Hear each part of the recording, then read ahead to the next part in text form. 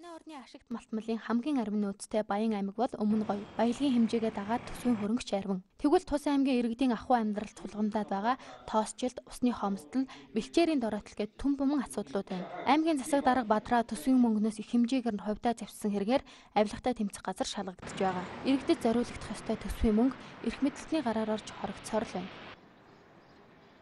За Өмнө Говь аймгийн засаг дарга Бадраа өнөөдөр ямар асуудал дээр би гол асуудлаа чиглүүлж байна гэхлээр зэрэг Өмнө Говь аймгийн нэг 14 км зам тавих мөнгө өнөөдөр сох алгуулчаад байгаа.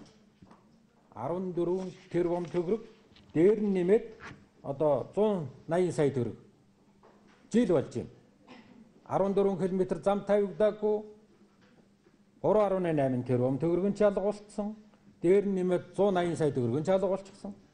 Өмнө Говь аймгийн хэмжээнд 94 бүтэн өнчин 512 хагас өнчин хүүхэд байдаг. Тэгвэл энэ хүүхдэд зориулагдсан цогцлбор төв байгуулах ажлын санхүүжилтийн мөнгийг төр орон нутгийн өмчөд 51% нь байдаг 5 толгойн уурхайгаас 350 мянган тонн үрс гаргуулan экспортлон босгох байжээ. Энэ ажил бараг 3 жил өмнөөс яригдж эхэлсэн. Харамсалтай нь аймгийн засаг даргын тушаалаар Ажна корпорацид шилжсэн байна.